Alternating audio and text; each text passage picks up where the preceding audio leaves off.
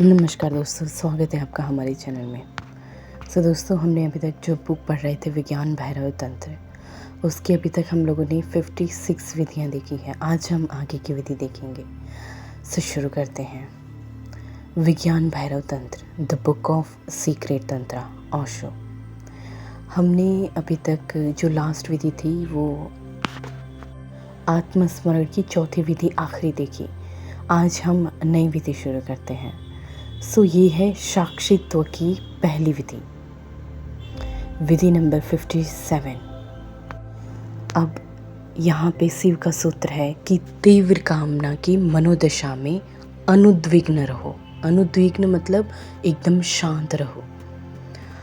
जब तुम्हें कामना घेरती है, चाहे पकड़ती है, तो तुम उत्तेजित हो जाते हो, उद्विग्न हो जाते हो, अशांत हो जाते हो। और यही स्वभाव है। जब चाह पकड़ती है ना, तो मन डोलने लगता है, उसकी सतह पर लहरें उठने लगती है। कामना तुम्हें खींचकर कहीं भविष्य में ले जाती है, अतीत तुम्हें कहीं भविष्य से धक्का देता है। तुम उद्विग्न हो जाते हो, बेचैन हो जाते हो, अशांत हो जाते हो। अब तुम चैन में नहीं रह सकते हो। चाह बेचैनी है, रुग्णता है। और ये सूत्र कहता है ना कि तीव्र कामना की मनोदशा में अनुद्विग्न रहो। लेकिन अनुद्विग्न कैसे रहा जाए? कामना का अर्थ ही उद्वेग है, अशांति है। फिर अनुद्विग्न कैसे रहा जाए? शांत कैसे रहा जाए? और वो भी कामना के तीव्रतम क्षण में? तुम्हें कुछ प्रयोगों से गुजरना होगा, तो ही तुम इस विधि का अभिप्राय समझ सकते हो। तुम क्रोध में हो, क्रोध ने तुम्हें पकड़ रखा है। तुम अस्थायी रूप से पागल हो गए हो, आविष्ट हो चुके हो, अवश में हो, तुम होश में नहीं हो। इस अवस्था में अचानक स्मरण रखो कि अनुद्विग्न रहना है, शांत रहना है। मानो तुम कपड़े उतार रहे हो, नग्न रहो, नग्न हो रहे हो। भीतर नग्न हो जाओ, क्रोध से निर्वस्त्र हो जाओ। क्रोध तो रहेगा, लेकिन अब तुम्हारे भीतर एक बिंदु है जो अनुद्विग्न है, शांत है। तुम्हें पता होगा कि क्रोध परिधि पर है, बुखार की तरह है। वहाँ परिधि कांप रही है, परिधि अशांत है, लेकिन तुम उनके दृष्टा हो। और यदि तुम उसके दृष्टा हो और हो सको, तो तुम अनुद्विग्न रहोगे, तुम उसके साक्षी बने रहोगे और तुम शांत हो जाओगे। वहाँ शांत बिंदु ही तुम्हारा मूलभूत मन है। मूलभूत मन अशांत नहीं हो सकता है, वो कभी अशांत नहीं होता है, लेकिन तुमने उसे कभी देखा ही नहीं है। जब क्रोध होता है तो तुम्हारा उससे तादात्म्य हो जाता है। तुम भूल ही जाते हो कि क्रोध तुमसे भिन्न है, पृथक है। तुम उससे एक हो जाते हो और तुम उसके द्वारा सक्रिय हो जाते हो। तुम कुछ करने लगते हो। अब दो चीज़ें संभव है यहाँ पे। तुम क्रोध में किसी के प्रति, क्रोध के विषय के प्रति हिंसात्मक हो सकते हो, लेकिन तब तुम दूसरे की ओर गति कर गए। क्रोध ने तुम्हारे और दूसरे के बीच जगह ले ली। यहाँ मैं हूँ जिसे क्रोध हुआ है, फिर क्रोध है जो वहाँ है, और वहाँ तुम हो। मेरा क्रोध का विषय, क्रोध से मैं दो आयाम में यात्रा कर सकता है। मतलब यहाँ पे कह रहे हैं कि एक तो वो है कि जिसको क्रोध आया है, और दूसरा वो है जो क्रोध के साथ एक हो गया है ना? या तो मैं तुम्हारी तरफ जा सकता हूँ, अपने क्रोध के विषय की तरफ। तब तुम, जिसने मेरा अपमान किया है, मेरी चेतना के केंद्र बन गए। तब मेरा मन तुम पर केंद्रित हो गया। ये ढंग है क्रोध से यात्रा करने का। दूसरा ढंग है कि तुम अपनी और स्वयं की ही ओर यात्रा करो। तुम उस व्यक्ति की ओर ना गति करो जिसने तुम्हें क्रोध करवाया है, बल्कि उस व्यक्ति की तरफ जाते हो जो क्रोध अनुभव करता है। तुम विषय की ओर ना जाकर के विषयी की ओर गति करते हो। मतलब जिससे आपको क्रोध दिलवाया है उस केंद्र की तरफ नहीं, जिसको क्रोध हुआ है, अंतर्मुखी वहाँ पे आप जाते हैं। तो दूसरा ढंग है कि तुम अपनी और स्वयं की ओर यात्रा कर सकते हो। साधारणतः हम विषय की ओर ही बढ़ते हैं, है ना, और विषय की ओर बढ़ने से मन का धूल भरा हिस्सा उत्तेजित और अशांत हो जाता है और तुम्हें अनुभव होता है कि मैं अशांत हूँ। अगर तुम भीतर की ओर मुड़े या फिर मुड़ो, अपने केंद्र की ओर मुड़ो, तो तुम धूल वाले हिस्से के साक्षी हो जाओगे। तब तुम देख सकते हो कि धूल वाला हिस्सा तो अशांत है, लेकिन मैं अशांत नहीं हूँ। और तुम किसी भी इच्छा के साथ, किसी भी अशांति के साथ ये लेकर प्रयोग कर सकते हो। कोई भी विषय हो सकता है। तुम्हारे मन में काम वासना उठती है, तुम्हारा सारा शरीर उससे अभिभूत हो जाता है। अब तुम काम विषय की ओर, अपनी वासना के विषय की ओर जा सकते हो, चाहे वो वास्तविक में हो या वास्तविक में ना हो। तुम कल्पना में भी उसकी तरफ यात्रा कर सकते हो, लेकिन तब तुम और ज़्यादा अशांत हो जाओगे। तुम अपने केंद्र से जितनी दूर निकल जाते हो ना, उतनी ही अधिक अशांत हो जाते हो। सच तो ये है कि दूरी और अशांति, और दूसरी तरफ केंद्र और करीबी। सो अपने केंद्र से जितना दूर रहोगे उतना अशांत होंगे, और अगर तुम ठीक केंद्र पर हो गए ना, तो कोई अशांति नहीं रहेगी। हर तूफान के बीच एक केंद्र होता है जो बिल्कुल शांत रहता है। वैसे कि क्रोध के तूफान के केंद्र पर, काम के तूफान के केंद्र पर, किसी भी वासना के तूफान के केंद्र पर, ठीक केंद्र पर कोई तूफान नहीं होता है, और कोई भी तूफान शांत केंद्र के बिना नहीं हो सकता है। वैसे ही क्रोध भी तुम्हारे उस अंतस के बिना नहीं हो सकता है जो क्रोध के पार है। ये स्मरण रहे, कोई भी चीज़ अपने विपरीत तत्व के बिना नहीं हो सकती है। विपरीत ज़रूरी हो, उसके बिना किसी भी चीज़ होनी असंभव है। यदि तुम्हारे भीतर कोई स्थिर केंद्र ना हो तो गति असंभव है। यदि तुम्हारे भीतर शांत केंद्र ना हो तो अशांति असंभव है। इस बात का विश्लेषण करो और निरीक्षण करो कि तुम्हारे भीतर परम शांति का कोई केंद्र ना होता तो तुम कैसे जानते कि मैं अशांत हूँ। तुम्हें तुलना करनी चाहिए। तुलना के लिए 2 बिंदु चाहिए। मतलब अगर आपको इस बात का रियलाइजेशन भी है कि मैं अशांत हूँ, तो कहीं ना कहीं तो ये सिग्नल भेजने वाला है जो केंद्र, वहाँ तो शांति है, तभी तो ये भेज रहा है कि आप अशांत हैं। सो मान लो कि कोई व्यक्ति बीमार है। वो व्यक्ति बीमार अनुभव करता है क्योंकि उसके भीतर कहीं कोई बिंदु है जहाँ परम स्वस्थ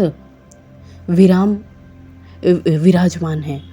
इससे ही वो तुलना कर सकता है। तुम कहते हो ना कि मुझे सिर दर्द है, लेकिन तुम कैसे जानते हो कि तुम्हें सिर दर्द है? अगर तुम ही सिर दर्द होते तो तुम इसे कैसे जान सकते थे? अवश्य ही तुम कुछ और हो, कोई और हो। तुम दृष्टा हो, साक्षी हो जो कहता है कि मुझे सिर दर्द है।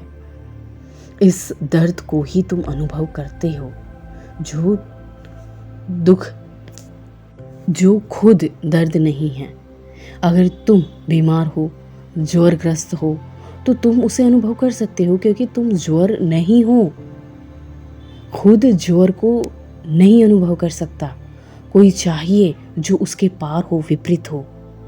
और वो ज़रूरी है जब तुम क्रोध में हो, और अगर तुम महसूस कर सकते हो ना कि मैं क्रोध में हूँ, तो उसका अर्थ है कि तुम्हारे भीतर कोई बिंदु है जो अब भी शांत है और जो साक्षी हो सकता है। ये बात दूसरी है कि तुम उस बिंदु को नहीं देख सकते हो और देखते नहीं हो। तुम इस बिंदु पर अपने को कभी नहीं देखते हो, ये एक अलग बात है, लेकिन वो सदा अपने मौलिक शुद्धता में वहाँ मौजूद ही रहता है। और ये सूत्र कहता है ना कि तीव्र कामना की मनोदशा में अनुद्विग्न रहो। तुम क्या करते हो? विधि दमन के पक्ष में नहीं है। विधि ये नहीं है कि जब क्रोध आए तो उसे दबा दो और शांत हो जाओ। नहीं, अगर दमन करोगे तो तुम ज़्यादा अशांत निर्मित करोगे। अगर क्रोध हो और उसे दबाने का प्रयत्न भी साथ में साथ चल रहा हो तो उससे अशांति दोगुनी हो जाती है। नहीं, जब क्रोध आए ना तो द्वार बंद कर लो और क्रोध पर ध्यान करो। क्रोध को होने दो, तुम अनुद्विग्न रहो। क्रोध का दमन मत करो, उसको होने दो। दमन करना आसान है, प्रकट करना आसान है, और हम दोनों करते हैं। अगर स्थिर अनुकूल हो तो हम क्रोध को प्रकट कर देते हैं, है ना। स्थिति अगर अनुकूल हो ना तो हम क्रोध को प्रकट कर देते हैं। अगर उसकी सुविधा हो और तुम्हें खुद कोई खतरा नहीं लगता हो ना तो तुम क्रोध को अभिव्यक्त कर ही देते हो। अगर तुम दूसरों की चोट पहुंचा सकते हो और दूसरा बदले में तुम पर चोट कर सकता है तो तुम अपने क्रोध को खुली छूट दे देते हो। और अगर क्रोध को प्रकट करना खतरनाक हो ना, अगर दूसरा तुम्हें ज़्यादा चोट करने में सक्षम है ना, अगर वो तुम्हारा मालिक हो या तुमसे ज़्यादा बलवान हो ना तो तुम क्रोध को दबा दोगे। अभिव्यक्ति और दमन सरल है, साक्षी कठिन है। साक्षी ना अभिव्यक्ति है और ना दमन है, वो दोनों में कोई नहीं है। वो अभिव्यक्ति भी नहीं है क्योंकि तुम उसे दूसरे पर नहीं प्रकट कर सकते, तुम उसका दमन भी नहीं कर सकते, तुम उसे शून्य में विसर्जित कर देते हो। तुम उस पर ध्यान कर रहे हो। किसी आईने में सामने खड़े हो जाओ और अपने क्रोध को प्रकट करो और उसके साक्षी बनो। तुम अकेले हो इसलिए तुम उस पर ध्यान कर सकते हो। तुम जो भी करना चाहो ना, लेकिन शून्य में करो। हाँ, अगर तुम किसी को मारने पीटना चाहते हो तो खाली आकाश के साथ मारपीट कर लो। अगर क्रोध करना चाहते हो तो क्रोध कर लो। अगर चीखना चिल्लाना चाहते हो, लेकिन सब अकेले में करो और अपने को उस केंद्र बिंदु में स्मरण रखो जो ये सब नाटक देख रहा है। तब ये एक साइको ड्रामा बन जाएगा और तुम उस पर हंस सकते हो। तुम्हारे लिए गहरा रेचन बन जाएगा ये, और ना केवल तुम्हारा क्रोध विसर्जित हो जाएगा बल्कि तुम उससे कुछ ज़्यादा उठा महसूस करोगे। तुम्हें एक प्रौढ़ता प्राप्त हो जाएगी, तुम एक विकास को उपलब्ध हो जाओगे। और अब तुम्हें पता होगा कि जब तुम क्रोध में भी थे तो कोई था जो शांत था। अब इस केंद्र को अधिक से अधिक उघाड़ते जाओ। वासना की अवस्था में इस केंद्र को उघाड़ना आसान है, इसलिए तंत्र वासना के विरोध में नहीं है। वो कहता है कि वासना में उतरो, लेकिन उस केंद्र को भी स्मरण रखो जो शांत है। तंत्र कहता है इसलिए इस प्रयोग में काम वासना का भी उपयोग किया जा सकता है। काम कृत्य में उतरो, लेकिन अनुद्विग्न रहो, शांत रहो और साक्षी रहो। गहरे में दृष्टा बने रहो। जो भी हो वो परिधि पर हो रहा है, तुम अकेले देखने वाले हो, दर्शक हो। ये विधि बहुत उपयोगी हो सकती है और इससे तुम्हें बहुत ही लाभ हो सकता है, लेकिन ये कठिन है क्योंकि जब तुम अशांत होते हो ना तो तुम सब कुछ भूल जाते हो। तुम ये भी भूल जाते हो कि मुझे ध्यान करना चाहिए। तो फिर इस भांति प्रयोग करो। उस क्षण के लिए मत रुको कि जब तुम्हें क्रोध होता है, उस क्षण के लिए मत रुको। अपना कमरा बंद करो और क्रोध किसी भी अतीत के अनुभव से स्मरण कर लो जिससे तुम पागल ही हो जाओ। उसे स्मरण करो और फिर उसका अभिनय करो। ये तुम्हारे लिए सरल होगा। और इस अनुभव को फिर से अभिनीत करो, उसे फिर से जियो। शायद तुम्हें पता ना हो कि मन टैप रिकॉर्डिंग यंत्र जैसा है। अब तो मनोवैज्ञानिक कहते हैं ना कि, और वैज्ञानिक का ये तथ्य भी है कि अगर तुम्हारी स्मृति केंद्र को इलेक्ट्रॉन से छुआया जाए तो वे केंद्र फिर से संग्रहित अनुभवों को दोहराने लगता है। एग्जाम्पल के लिए, तुम्हें कभी क्रोध किया हो और वो घटना तुम्हारे मन के टैप में रिकॉर्डिंग है, ठीक उसी अनुक्रम में वो रिकॉर्डिंग को वापस स्टार्ट किया जाए उसी अनुक्रम में, तो तुम वही घटना वापस घटेगी। अगर उसे इलेक्ट्रॉन से छुआओ तो वो घटना पुनः जीवंत हो जाती है और दोहराई जाती है। तुम्हें वही वही भाव फिर से होगा जो क्रोध करते समय हुआ था। तुम्हारी आंखें लाल हो जाएगी, शरीर कांपने लगेगा, ज्वरग्रस्त हो जाएगा, कहानी फिर से दोहराएगी। फिर नाटक बंद हो जाएगा, पूरी कहानी फिर से दोहराएगी। यदि तुम फिर ऊर्जा देते हो ना, तो बिल्कुल वापस से वैसा ही चालू हो जाएगा। अब वे कहते हैं कि मन एक रिकॉर्डिंग मशीन है और तुम किसी भी अनुभव को दोहरा सकते हो, लेकिन स्मरण रहे कि उसे फिर से जियो। अनुभव को फिर से जीना शुरू करो, मन से ऊपर उठ के, और उसे हम पकड़ लेंगे। घटना वापस लौटेगी, तुम उसे फिर जियोगे और पुनः जियो। अनुद्विग्न होके, शांत होकर के अतीत से शुरू करो। और ये सरल है, क्योंकि अब ये नाटक है, यथार्थ स्थिति नहीं है। अगर तुम ये कहने में सक्षम हो गए, तो जब सच ही क्रोध की स्थिति पैदा होगी ना, तो तुम उसी स्थिति में भी यही करोगे। ये प्रत्येक कामना के साथ किया जा सकता है, प्रत्येक कामना के साथ किया जाना चाहिए। अतीत के अनुभव को भी फिर से जीना बड़ा काम का है। सबके मन में घाव हैं और ऐसे हैं जो अभी हरे हैं। अगर तुम उन्हें फिर से जियोगे तो तुम निर्भर हो जाओगे। अगर तुम अपने अतीत में लौट सको ना, अधूरे अनुभव को जी सको, तो तुम अपनी अतीत के बोझ से मुक्त हो जाओगे। तुम्हारा मन ताज़ा हो जाएगा, धूल झड़ जाएगी। अपने अतीत में से कोई भी अनुभव को स्मरण करो, तुम देखो उसे कि वो अधूरा पड़ा है। तुम किसी की हत्या करना चाहते थे, तुम किसी से प्रेम करना चाहते थे, तुम ये या वो करना चाहते थे, लेकिन वे सारे काम अपूर्ण रह गए, अधूरे रह गए। और वो अधूरी चीज़ें तुम्हारे मन में आकाश में बादल की तरह मंडराती रहती है, तुम्हें और तुम्हारे कृत्य को सदा प्रभावित करती है। उस बादल को विसर्जित करना होगा, तो उसे पकड़कर मन में पीछे लौटो और उस कामना को फिर से जियो जो अधूरी रह गई थी। घाव को फिर से जियो जो अभी भी हरे हैं। वे घाव भर जाएंगे, तुम स्वस्थ हो जाओगे। इस विधि का प्रयोग करो, तुम्हें झलक मिलेगी।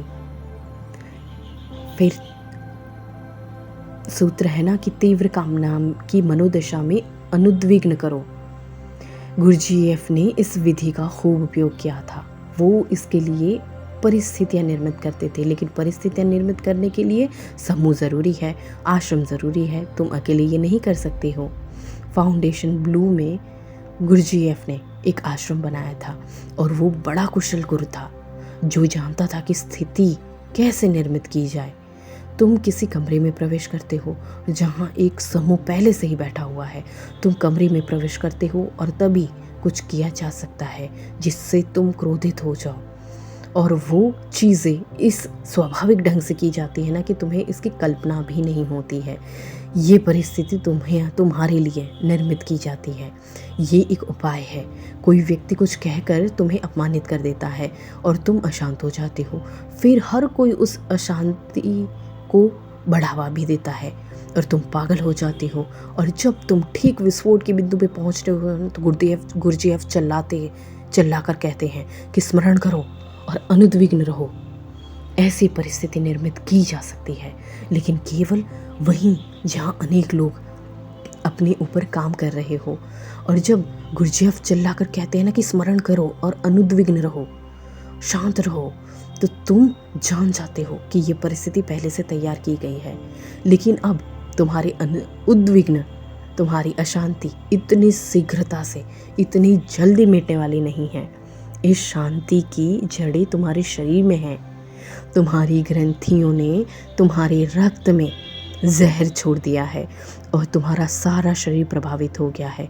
क्रोध इतनी शीघ्रता से नहीं जाने वाला है, जबकि तुम्हें पता हो गया है कि मुझे धोखा दिया गया है, किसी ने ये सच ही मुझे अपमानित नहीं किया है, तो भी तुम कुछ नहीं कर सकते हैं। क्रोध जहाँ का तहाँ ही रहेगा। तुम्हें शरीर क्रोध की स्थिति में ही, तुम्हारा शरीर क्रोध की स्थिति में ही रहेगा। लेकिन एक बात होती है कि अचानक तुम्हारा ज्वर भीतर शांत होने लगता है। क्रोध अब सिर्फ शरीर के परिधि पर है, केंद्र पर तुम अचानक शिथिल होने लगते हो।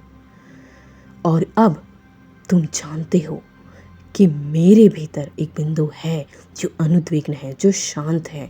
और तुम हंसने लगते हो। अभी भी तुम्हारी आंखें क्रोध से लाल है, तुम्हारा चेहरा पशुवत हिंसक बना हुआ है, लेकिन तुम हंसने लगते हो। अब तुम्हें दो चीज़ों का पता है, एक अनुद्विग्न केंद्र और दूसरा उद्विग्न परिधि। एक केंद्र और एक परिधि।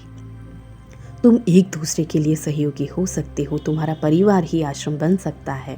तुम एक दूसरे की मदद कर सकते हो। मित्र अपने परिवार से मदद करके ये तय कर सकता है कि पिता के लिए या माँ के लिए एक स्थिति पैदा की जाए और पूरा परिवार उस परिस्थिति को पैदा करने में हाथ बटाए।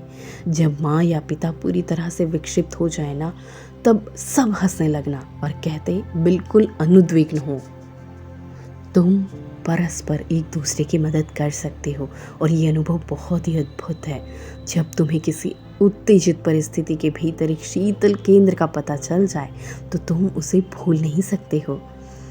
तब तुम किसी भी तरह की अशांति की परिस्थिति में उसे स्मरण रख सकते हो, उसे पुनः उपस्थित कर सकते हो। पश्चिम में अब एक विधि का, चिकित्सा विधि का प्रयोग कर रहे हैं जिसे वे साइकोड्रामा कहते हैं। वो सहयोगी है, इसी तरह की विधि पर आधारित है। इस साइकोड्रामा में तुम एक अभिनय करते हो, खेल करते हो।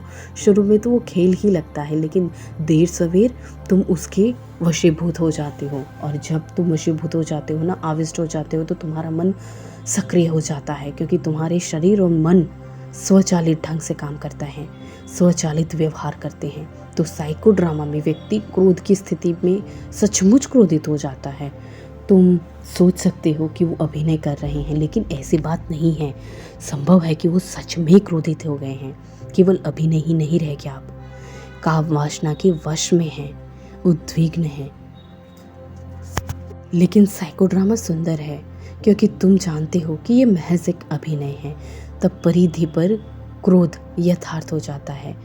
ठीक उसके पीछे तुम छिपकर उसका निरीक्षण भी करते रहते हो, क्योंकि तुम जानते हो कि मैं उद्विग्न नहीं हूँ, लेकिन क्रोध है, वो उद्विग्न है, अशांत है।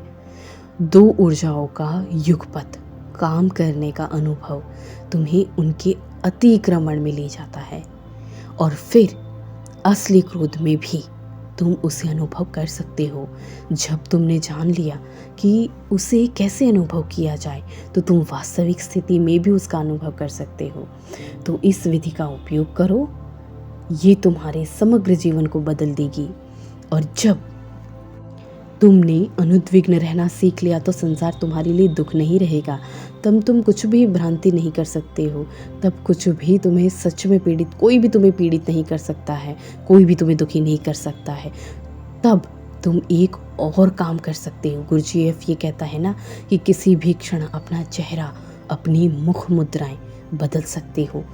वो हंस रहा था, मुस्कुरा रहा था, तुम्हारे साथ बैठकर प्रसन्न है, और अचानक वो बिना किसी कारण के ही क्रोधित हो जाएगा, कहते हुए कि इस कला में इतना निष्णात हो गए कि वो एक साथ ही अपने आधे शरीर में क्रोध और आधे शरीर में मुस्कुराहट प्रकट कर सकता है।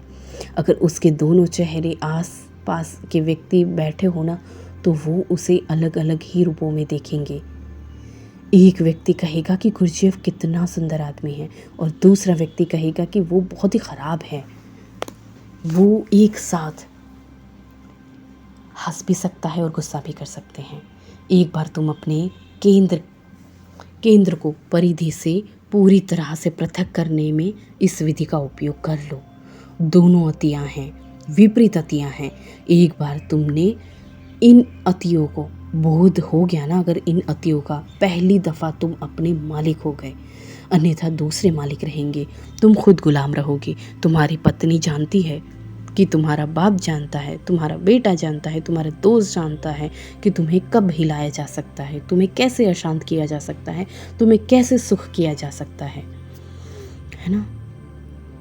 और जब दूसरा तुम्हें सुखी और दुख कर सकता है ना, तो तुम मालिक नहीं हो, तुम गुलाम हो। कुंजी दूसरे के हाथ में है। बस उसकी एक भाव की भंगिनी तुम्हें दुख बना सकती है, तुम्हें मुस्कुराहट भी दे सकती है। तो तुम दूसरे की मर्जी पर हो, दूसरा तुम्हारे साथ कुछ भी कर सकता है। अगर यही स्थिति है तो तुम्हारी सब प्रक्रिया बस प्रक्रिया रहेगी। उन्हीं क्रियाओं, ये क्रियाएं नहीं रह सकती है। तुम सिर्फ प्रक्रिया कर सकते हो, क्रिया नहीं कर सकते हो।